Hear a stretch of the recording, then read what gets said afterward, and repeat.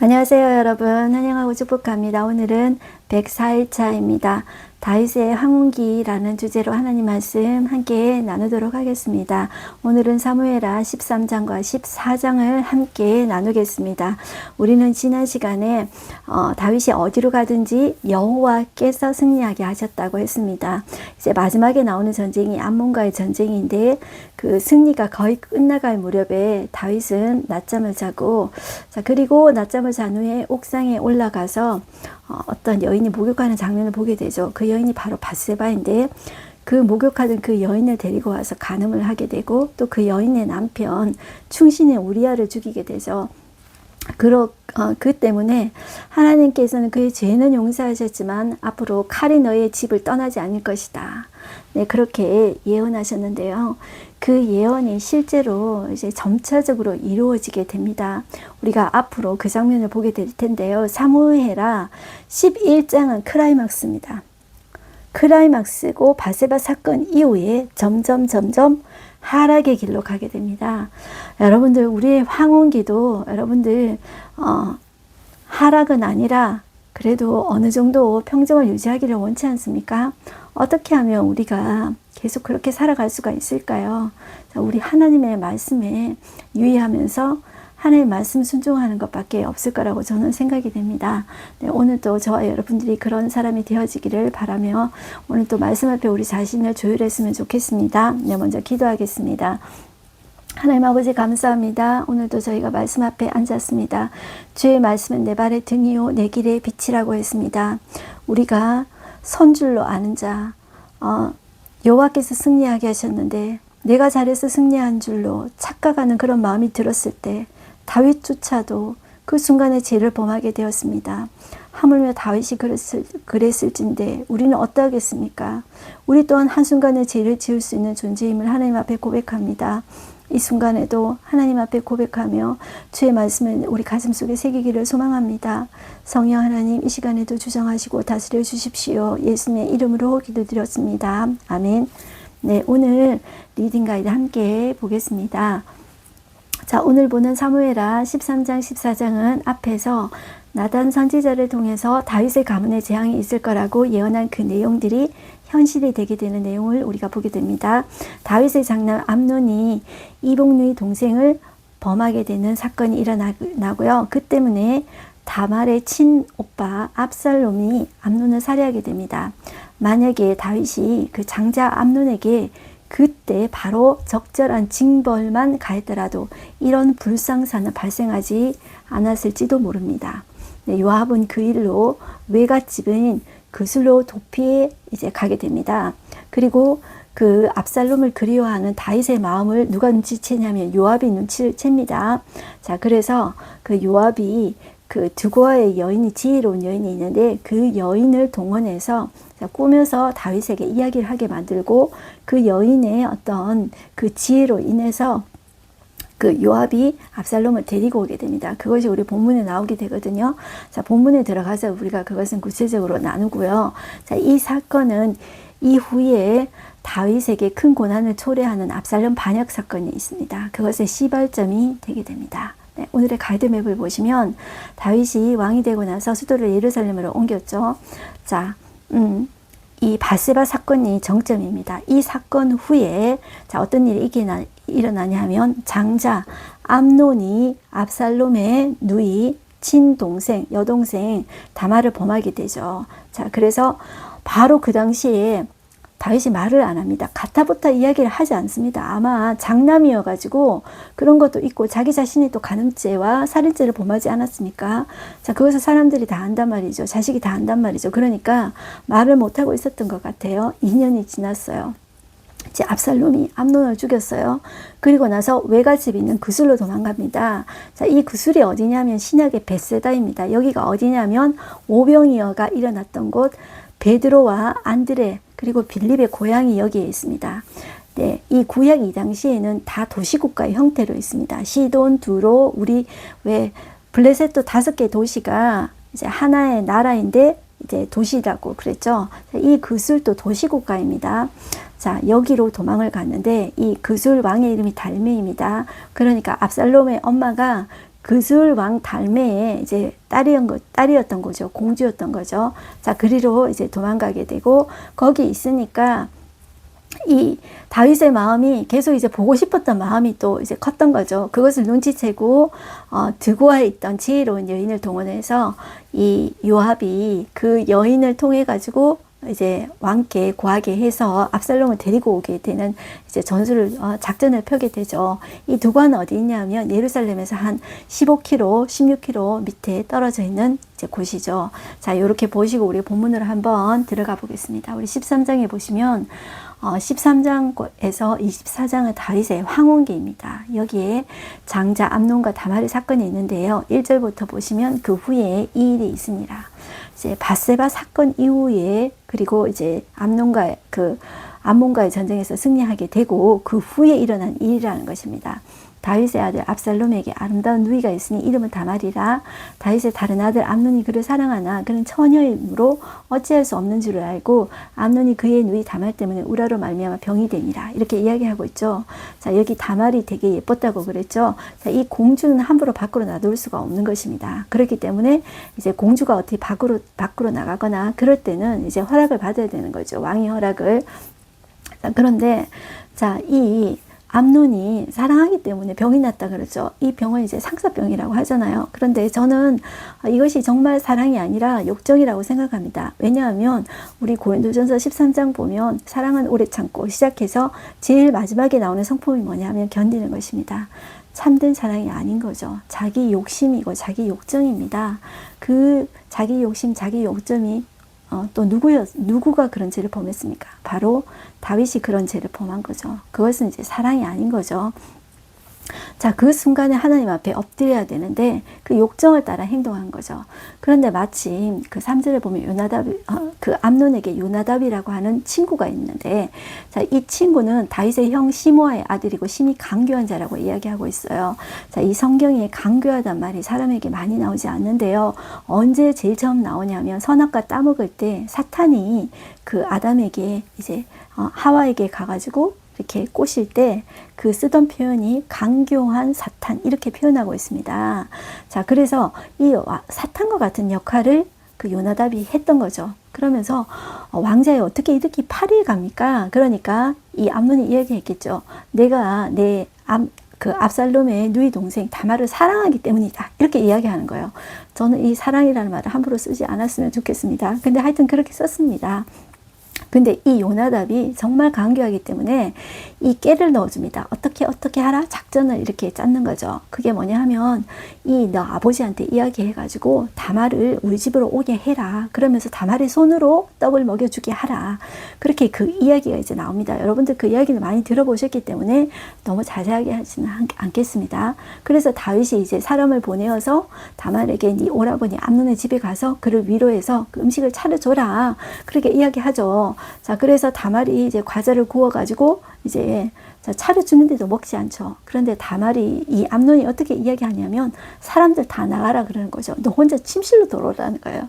자, 그러면 그때 조금 눈치를 챘으면 좋을 텐데 다말도 눈치를 전혀 못 채고 있었던 것 같아요. 근데 이제 암논이 10절에 보면 이렇게 이야기합니다. 침실로 들어오라. 내가 네 손에서 먹으리라 하니 다말이 자기가 만든 과자를 가지고 침실에 들어가 그 오라버니 암논에게 이르러 그에게 먹이려고 가까이 가지고 갔어요.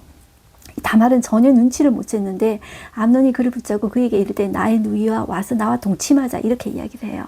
저는 여기에서 이 암논이 있잖아요. 동침한다는 이 의미를 이 다말이 첫 여자가 아니었던 것 같아요. 그 성행위의 어떤 쾌락을 이 암논이 알고 있었기 때문에 그 예쁜 누이 동생 다말을 봤을 때 그런 욕정이 일어났었던 것 같아요. 그러니까 그것은 진정한 사랑이 아니라고 저는 정말 부득이 이야기하고 싶어요.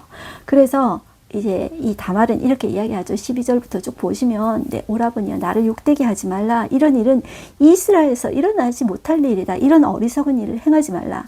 그래도 만약에 네가 그렇게 하고 싶다면 아버지한테 이야기해라. 아버지가 네게 주기를 거절하지 아니할 것이다. 이렇게 이야기하는데 암논은 말을 듣지 않습니다. 그리고 다말보다 힘이 세기 때문에 이제 억지로 동침했다고 하죠.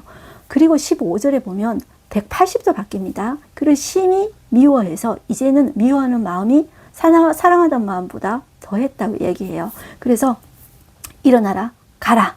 그리고 다말이 그에게 이르되 다말이 이렇게 이야기합니다. 옳지 아니하다.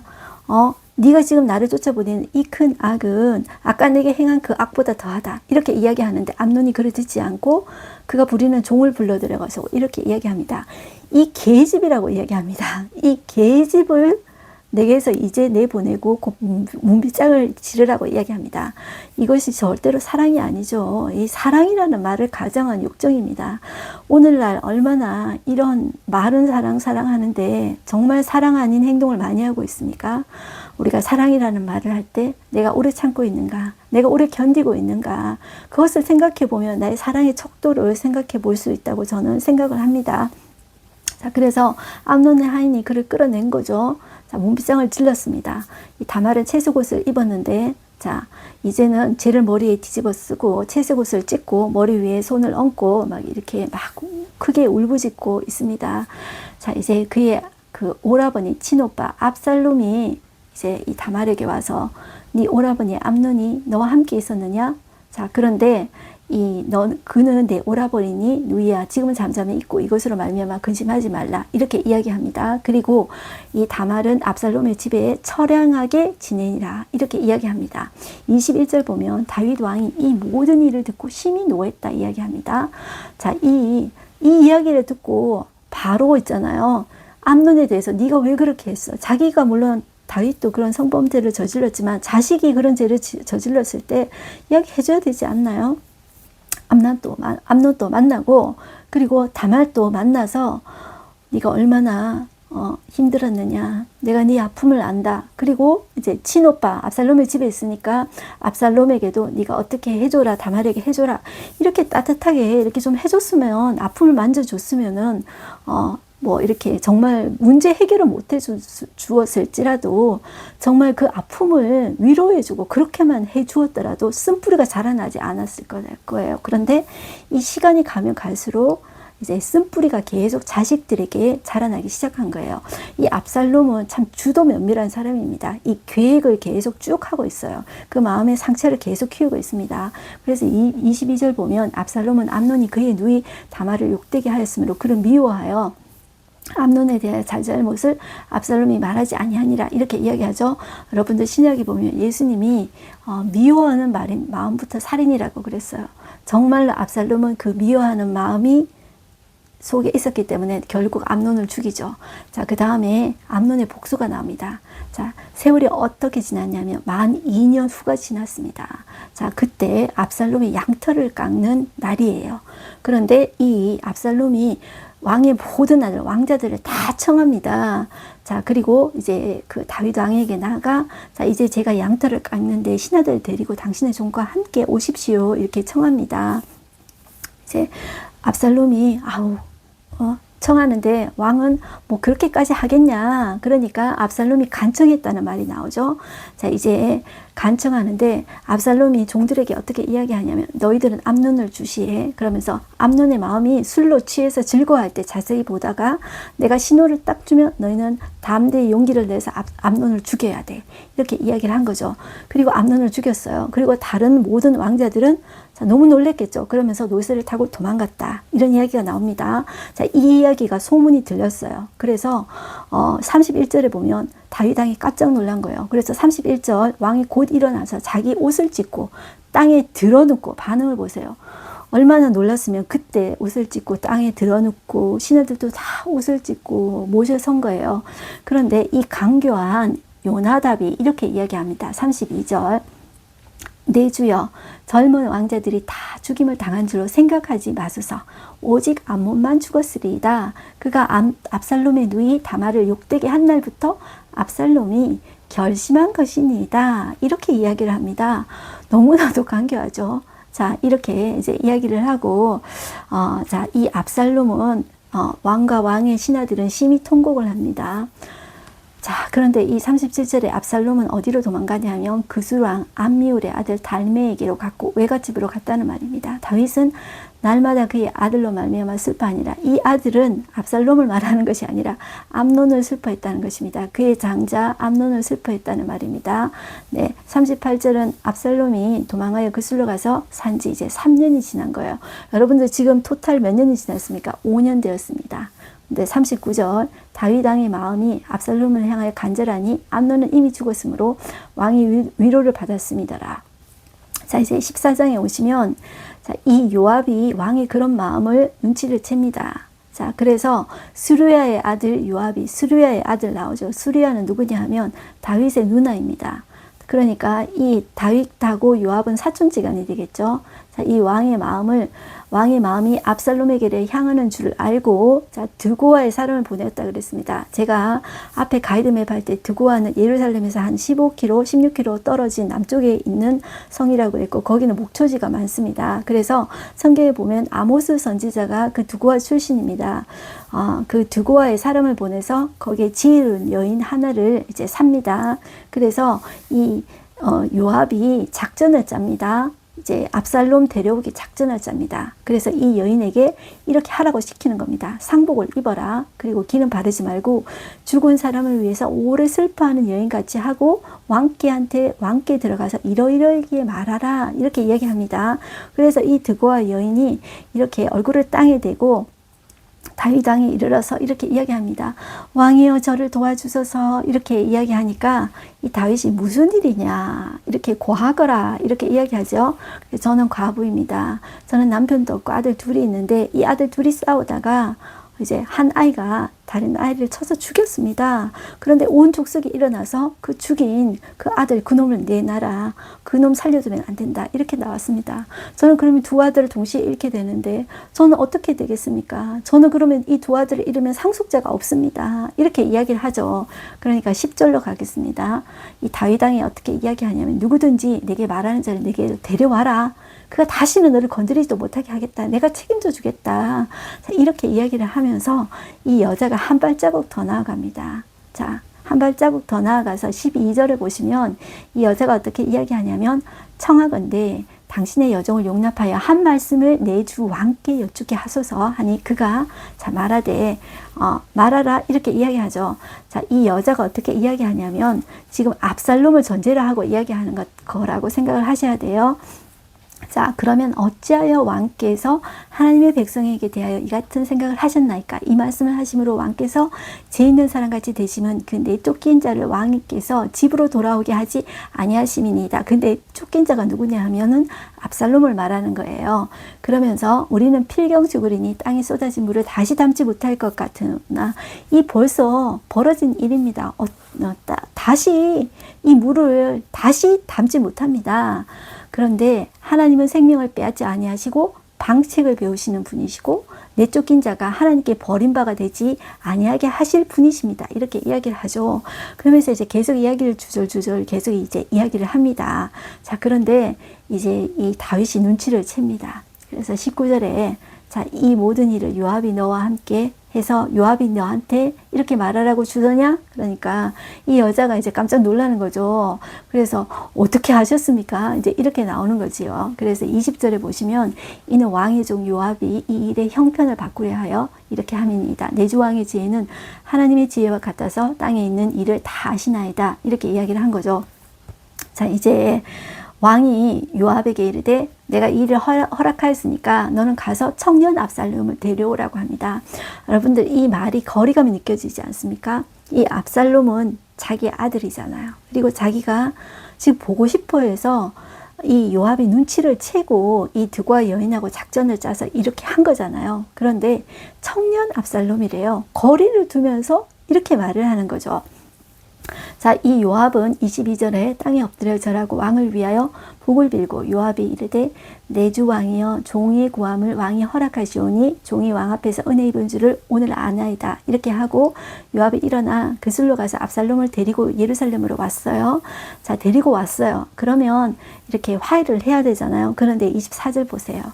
왕이 이르되 그를 그의 집으로 물러가게 하여 내 얼굴을 볼 수 없게 하라. 데리고 왔는데 얼굴을 못 보게 하는 거예요.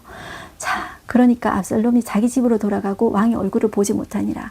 이 아들도 얼마나 마음이 아프겠어요. 데리고 왔으면 아버지하고 화해하고 뭔가 액션이 있어야 되지 않을 거예요.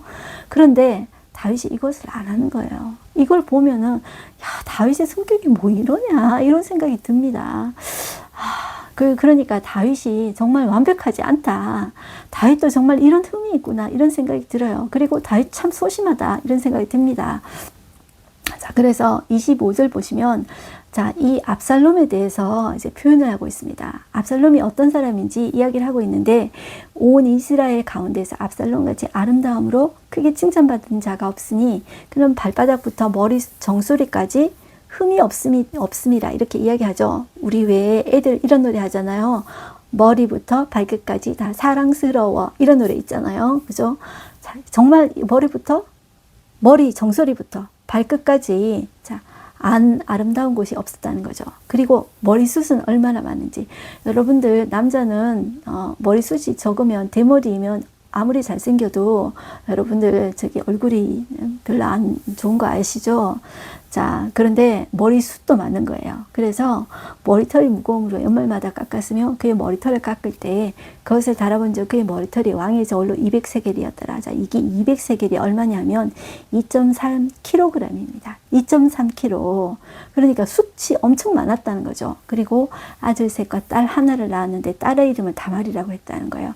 자기 여동생을 얼마나 사랑했으면 자기 딸의 이름도 다말이라고 지었다는 거죠.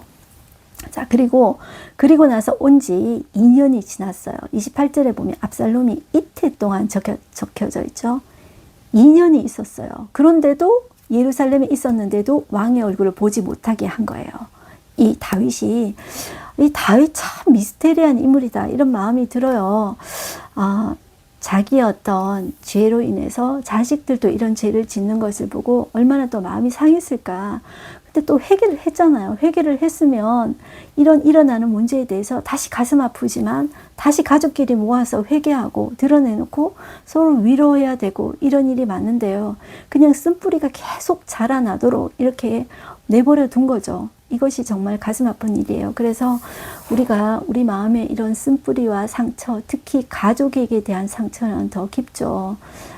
우리 지금은 부모님들이 많이 신경 쓰이지만 우리 옛날에 저로부터 시작해가지고 저 윗세대까지만 해도 부모님들이 자녀를 거의 귀하게 여기지 않았잖아요. 그래서 얼마나 이제 그 가정이 어렵기 때문에 그랬겠죠. 그렇게 쓴뿌리가 많습니까? 그런데 그 쓴뿌리들을 반드시 해결해야 됩니다. 해결하지 않으면 이렇게 자라게 되고요. 우리가 예수님 안에 있으면 예수님 안에 있는 사람이 먼저 해결해야 됩니다. 그래서 2년 동안 있었는데도 이제 그 다윗이 압살롬의 얼굴을 보지 않은 거죠. 자, 그러니까 29절 이 압살롬이 어떻게 하냐면 요압의 밭을 불을 냅니다. 그래가지고 네가 나 데리고 왔으니까 네가 또 어떻게 하라는 이런 이제 액션을 주는 거죠.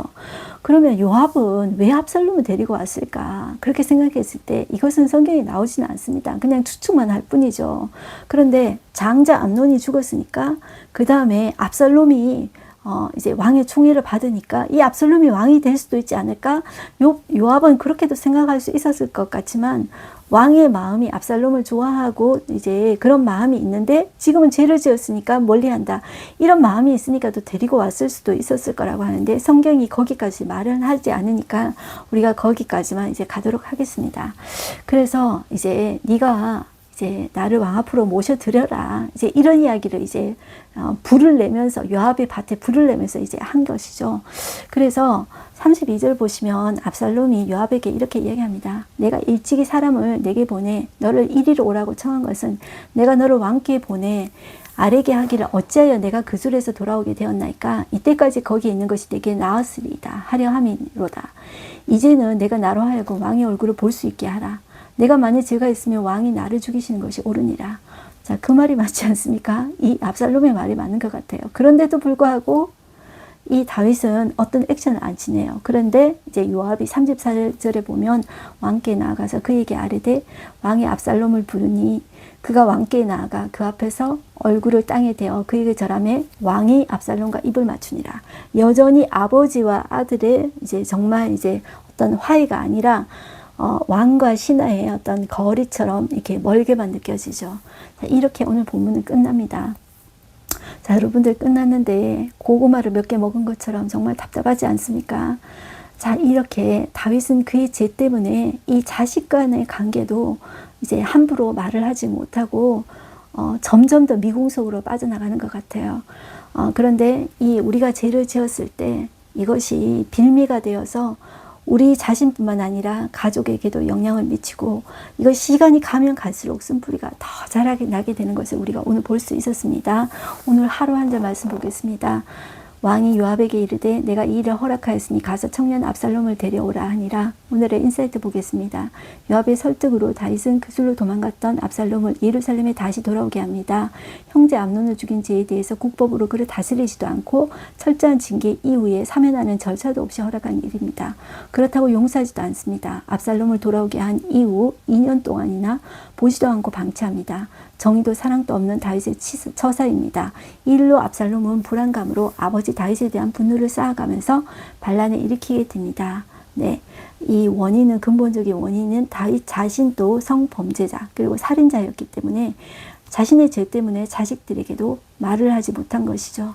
그래서 아버지가 우리 윗세대는 다 합니다. 아버지가 아들에게 그리고 딸에게 내가 미안하다. 내가 잘못했다. 이런 부모님이 거의 없죠. 그렇지만 우리가 이제 예수 안에서 우리가 먼저 해야 된다는 거 제가 이제 나누었습니다. 그리고 저는 여기에서 죄에 대한 벌은 너무나도 가슴 아프다. 그리고 죄는 우리 자신을 아프게 하고 우리만이 아니라 우리 가족까지 병들게 하고 이 죄는 불처럼 이제 퍼져나가면 이제 보게 이제 되었습니다. 그리고 그 죄의 쓴뿌리는 오래가게 버려두지 말고 이제 싸우더라도 우리가 드러내놓고 한번 터뜨려야 된다. 이런 생각이 들어요. 그리고 그 자리에서 잘못을 이야기하고 서로 용서하고 그런 과정이 몇 번 있어야 되겠죠. 싸우고 또 드러내놓고 또 용서하고 또 화해하고 또 기도하고 그런 이제 공동체가 우리 가정 공동체, 우리 또 교회 공동체가 되었으면 좋겠습니다. 그리고 가장 중요한 것 승리도 하나님께서 하시고요. 그리고 우리는 부패한 본성을 가지고 있습니다. 다윗이 그랬다면 우리 또한 부패한 본성이 정말로 있습니다. 우리 안에 잠재되어 있을 뿐입니다. 여러분들 이거 물컵인데요. 자, 여기에 이제 제가 뭘 섞었어요. 그런데 이게 무거우면 가라앉게 되죠. 근데 이게 흔들면 어떻게 될까요? 다 이게 퍼지게 되겠죠. 죄라는 것은 우리가 가만히 있을 때는 없는 것처럼 가만히 있지만 이게 있잖아요. 이렇게 흔들면 상황이 요동되면 다 이제 흙탕물처럼 퍼지게 됩니다. 그래서 우리 안에 이러한 부패한 마음은 하나님께서 정한 마음을 우리 안에 새롭게 창조해 주시지 않으면 안 돼요. 그래서 정한 마음을 하나님 창조해 주시고 하나님 우리 안에 하나님의 정의와 하나님의 말씀을 하나님의 진리를 사랑하는 마음을 부어주셔서 오늘도 말씀 붙잡고 살아가게 해주십시오. 그렇게 기도하는 저와 여러분들이 됐으면 좋겠습니다. 우리 기도하겠습니다. 하나님 아버지 감사합니다. 다윗의 삶을 보면서 정말로 안타까웠습니다. 하나님 우리 또한 그런 죄를 지을 수 있는 충분한 잠재성이 우리 가운데 있습니다. 선줄로 알거든 넘어질까 조심하라고 했습니다. 우리가 승리에 만끽하면서 거기 도취되어 있는 것이 아니라 하나님께서 승리 주셨다 생각하고 항상 모든 영광을 하나님 앞에 올려드리게 하여 주시옵시고 우리가 비록 죄를 지었을지라도 하나님 우리 안에 정한 마음을 새롭게 하여 주시옵시고 날마다 우리 안에 하나님의 정의를 심어주시고 하나님의 말씀 앞에 무릎 꿇는 저희가 되어서 하나님의 영광 드러낼 수 있는 우리가 될 수 있도록 하나님 함께하여 주시옵소서. 오늘도 하나님 말씀 붙잡고 살아내는 우리 되게 하여 주시옵소서. 예수님의 이름으로 기도드렸습니다. 아멘. 네, 저와 여러분들이 말씀으로 승리하시고요. 네, 우리가 하나님의 영광을 드러내는 도구가 되었으면 좋겠습니다. 우리가 선줄로 알거든 넘어질까 조심하라. 항상 우리의 상황 가운데 하나님께 영광 돌리고 승리의 원인이 내게 있다 는 것을 인정하지 않고 칭찬받을 때 조심하는 저와 여러분들 되기를 소망합니다. 승리하십시오.